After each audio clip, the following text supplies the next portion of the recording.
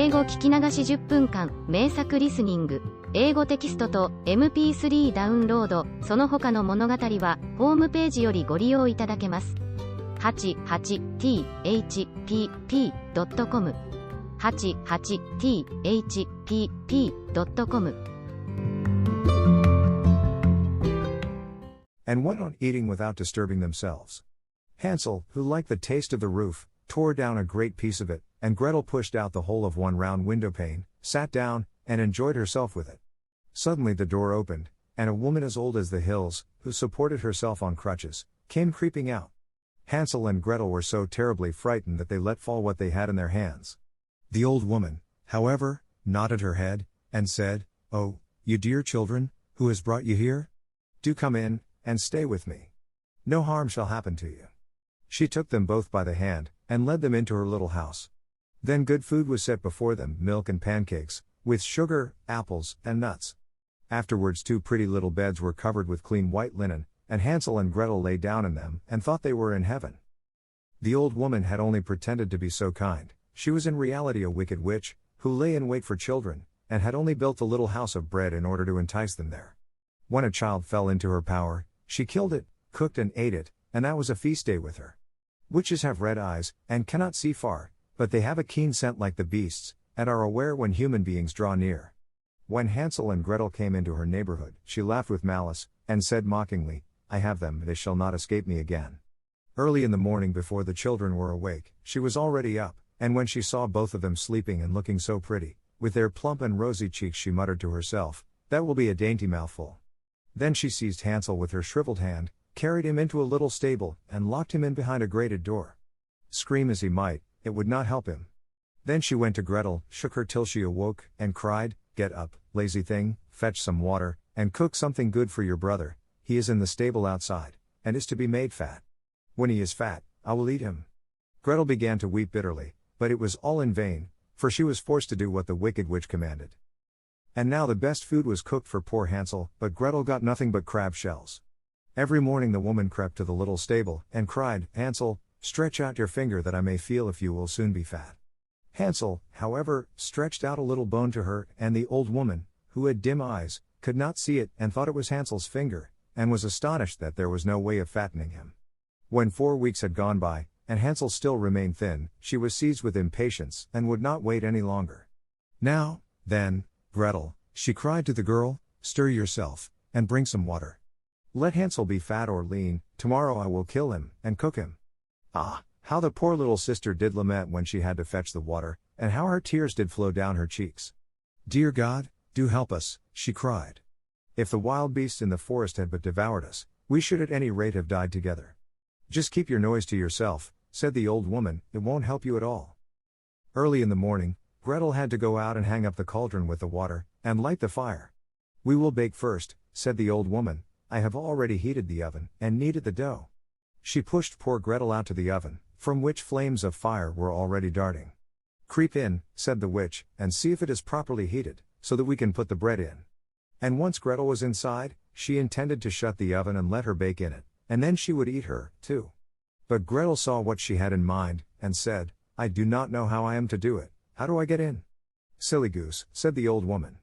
"The door is big enough, just look, I can get in myself." And she crept up and thrust her head into the oven. Then Gretel gave her a push that drove her far into it, and shut the iron door, and fastened the bolt. Oh! Then she began to howl quite horribly, but Gretel ran away, and the godless witch was miserably burnt to death. Gretel, however, ran like lightning to Hansel, opened his little stable, and cried, "Hansel, we are saved. The old witch is dead." Then Hansel sprang like a bird from its cage when the door is opened. How they did rejoice and embrace each other, and dance about and kiss each other. And as they had no longer any need to fear her, they went into the witch's house, and in every corner there stood chests full of pearls and jewels. "These are far better than pebbles," said Hansel, and thrust into his pockets whatever could be got in, and Gretel said, "I, too, will take something home with me," and filled her pinafore full. "But now we must be off," said Hansel, "that we may get out of the witch's forest." When they had walked for 2 hours, they came to a great stretch of water. "We cannot cross," said Hansel, "I see no foot plank, and no bridge." "And there is also no ferry," answered Gretel, "but a white duck is swimming there. If I ask her, she will help us over." Then she cried, little duck, dost thou see, Hansel and Gretel are waiting for thee?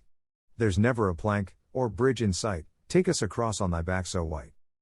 The duck came to them, and Hansel seated himself on its back, and told his sister to sit by him. No, replied Gretel, that will be too heavy for the little duck, she shall take us across, one after the other.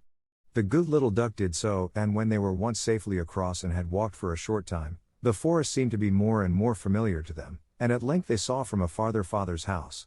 Then they began to run, rushed into the parlor, and threw themselves round their father's neck. The man had not known one happy hour since he had left the children in the forest. The woman, however, was dead. Gretel emptied her pinafore until pearls and precious stones ran about the room, and Hansel threw one handful after another out of his pocket to add to them. Then all anxiety was at an end, and they lived together in perfect happiness. My tale is done. There runs a mouse, whosoever catches it, may make himself a big fur cap out of it.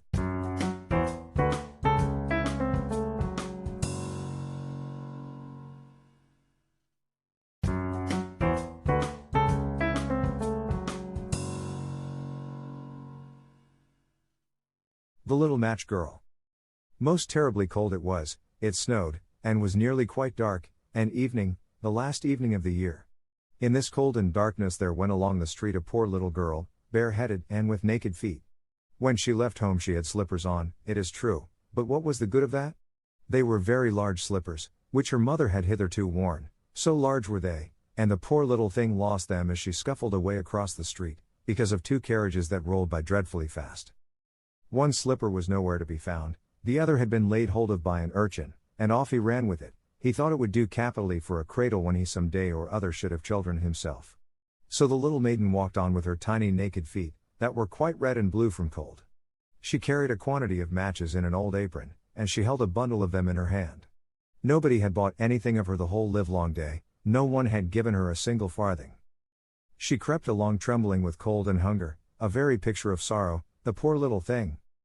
The flakes of snow covered her long fair hair, which fell in beautiful curls around her neck, but of that, of course, she never once now thought. From all the windows the candles were gleaming, and it smelt so deliciously of roast goose, for you know it was New Year's Eve. Yes, of that she thought. In a corner formed by two houses, of which one advanced more than the other, she seated herself down and cowered together.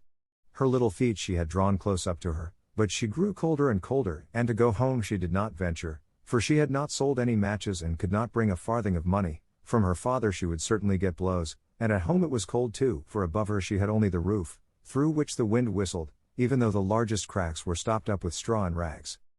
Her little hands were almost numbed with cold. Oh! A match might afford her a world of comfort, if she only dared take a single one out of the bundle, draw it against the wall, and warm her fingers by it. She drew one out. Risked. How it blazed, how it burnt! It was a warm, bright flame, like a candle. As she held her hands over it, it was a wonderful light.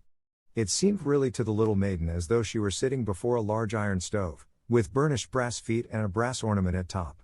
The fire burned with such blessed influence, it warmed so delightfully. The little girl had already stretched out her feet to warm them too, but, the small flame went out, the stove vanished, she had only the remains of the burnt-out match in her hand. She rubbed another against the wall, it burned brightly, and where the light fell on the wall, there the wall became transparent like a veil, so that she could see into the room. On the table was spread a snow-white tablecloth, upon it was a splendid porcelain service, and the roast goose was steaming famously with its stuffing of apple and dried plums. And what was still more capital to behold was, the goose hopped down from the dish, reeled about on the floor with knife and fork in its breast, till it came up to the poor little girl, when the match went out and nothing but the thick, cold, damp wall was left behind. She lighted another match. Now there she was sitting under the most magnificent Christmas tree. It was still larger, and more decorated than the one which she had seen through the glass door in the rich merchant's house. Thousands of lights were burning on the green branches, and gaily colored pictures, such as she had seen in the shop windows, looked down upon her. The little maiden stretched out her hands towards them when the match went out. The lights of the Christmas tree rose higher and higher, she saw them now as stars in heaven. One fell down and formed a long trail of fire. "Someone is just dead," said the little girl, for her old grandmother, the only person who had loved her, and who was now no more, had told her that when a star falls, a soul ascends to God. She drew another match against the wall, it was again light, and in the luster there stood the old grandmother, so bright and radiant, so mild, and with such an expression of love. "Grandmother!" cried the little one. "Oh, take me with you. You go away when the match burns out, you vanish like the warm stove, like the delicious roast goose, and like the magnificent Christmas tree." And she rubbed the whole bundle of matches quickly against the wall, for she wanted to be quite sure of keeping her grandmother near her. And the matches gave such a brilliant light that it was brighter than at noonday. Never formerly had the grandmother been so beautiful and so tall. She took the little maiden on her arm, and both flew in brightness and in joy so high, so very high, and then above was neither cold, nor hunger, nor anxiety, they were with God. But in the corner, at the cold hour of dawn, sat the poor girl, with rosy cheeks and with a smiling mouth, leaning against the wall, frozen to death on the last evening of the old year. Stiff and stark sat the child there with her matches, of which one bundle had been burnt. She wanted to warm herself, people said. No one had the slightest suspicion of what beautiful things she had seen, no one even dreamed of the splendor in which, with her grandmother, she had entered on the joys of a new year.